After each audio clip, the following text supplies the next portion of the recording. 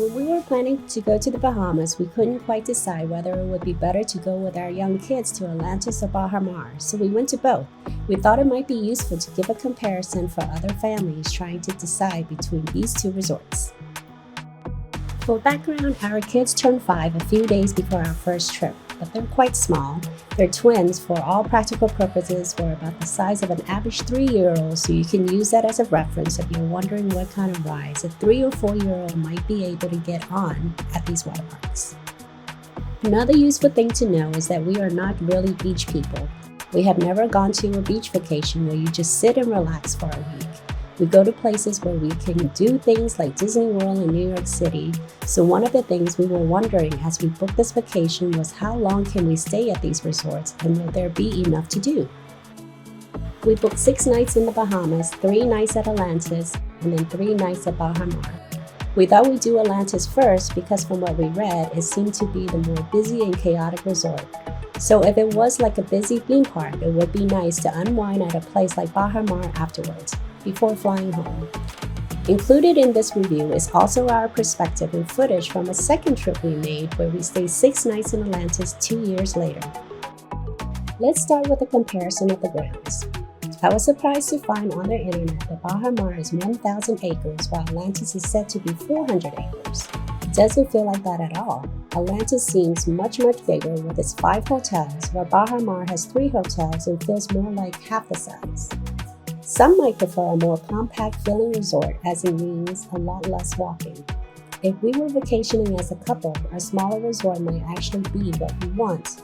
But with kids, we wanted them to have more to see and do over the course of the week. So the larger area of Atlantis was better from that perspective. Others might have a different preference. One of the taxi drivers we had said she treats her kids to one of the resorts for their birthday party.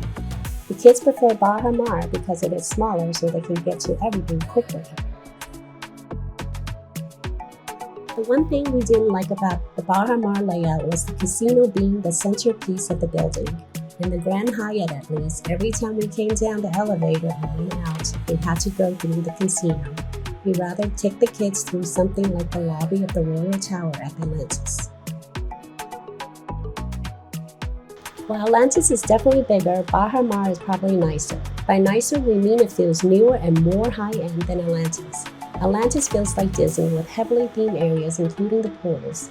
Baha comes across as more luxurious, which is also reflected in the way the pools are more upscale versus only themed. The public bathrooms are a good example. The Atlantis ones are like one you find in any big venue, just a big bathroom with multiple stalls everyone stops at. The Baha ones are rows of individual little huts everywhere around the outside complex. This is perfect for parents as every bathroom is essentially a family bathroom.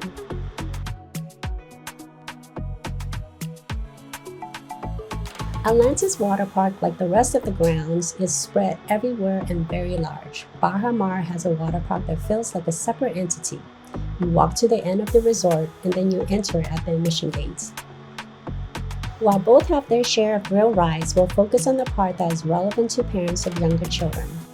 Baha had more water activities in the water park that kids might enjoy. A bunch of small color rides, a wave pool, and a much bigger play structure for the children than the Atlantis one. They also both have a lazy river. And while Baha might have had more for the little ones, Atlantis had our favorite thing to do with the children, and that is the Atlantis Rapids River Ride. It's like a lazy river, but with the waves and some really fast rapids. Sometimes we were amazed that kids could ride this thing without any safety gear. In the United States, this probably wouldn't fly. It was great fun and the kids' favorite thing to do. There are kids clubs at both resorts, but they cost a good amount of money, so we didn't bother to use them. We are happy to keep the kids with us as they are easily entertained with things to do at both resorts.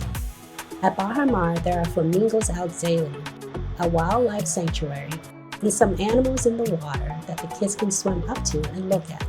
At the beach, there are floating mats kids can play on.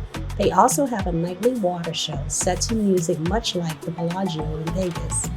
In the private beach area of the Reef Hotel, it was easy for kids just to put their heads underwater and see tons of fish.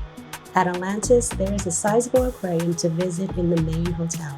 Of course, Atlantis also has tentpole activities like swimming with the dolphins, but these were much too expensive for us to consider doing. There's no getting around the fact food is super expensive in the Bahamas. Some Ben & Jerry's ice cream, which in the States would run a few dollars, at Atlantis cost $12. We cooked as much as we could in our room, but even groceries are about 2 times as much as we used to paying. But if you get a room with a kitchen, having your taxi stop at a grocer like Super Value Food on your way from the airport will definitely save you a good amount of money. As for restaurants, both resorts have their share of casual and fine dining establishments. Bahamas sprinkles these throughout, while Atlantis simply has more places to eat and has Marina Village, which is a promenade that concentrates a lot of food places in one area.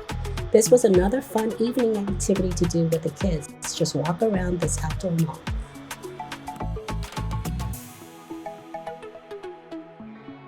It's a little difficult to make exact comparisons on rooms, as there are many hotels in both resorts to choose from. At Atlantis, we were wavering between the Royal, which are the iconic towers in the middle of the action, and the Reef, which had a private beach area, was slightly more expensive and a bit further from the center. But the rooms looked newer, bigger, and had a kitchenette. We ultimately decided the amount of extra money we paid for the Reef would be more than offset by the amount of money saved for being able to cook in the kitchen instead of eating out at the super expensive restaurants at Atlantis. Then the next time we stayed in Atlantis, we stayed at the Harborside, which was like a complete apartment with a full kitchen and laundry. It was a bit further from all the action, but was nice to have all the amenities of home. Atlantis gives key cards for your rooms and adds your electronic wallet. Since you're in your bathing suit and underwater most of the day, we found we had to carry something like this waterproof pouch to hold the key card, and it also allowed us to keep our phones dry and use them underwater. In contrast, Baha has waterproof bands instead of a card. It's like the Disney Magic Bands, so we like that a lot better. At Baha we cash in Hyatt points to stay at the Grand Hyatt. This turns out to be a real good deal because you can avoid paying the extremely high room tax and fees of the Bahamas, which can easily add 50% to the cost of your room.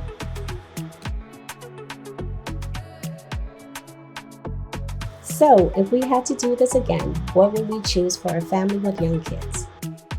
If we were staying just a couple of nights, we might choose the Baha Resort because it is quicker to navigate a more compact space and it feels cleaner and nicer.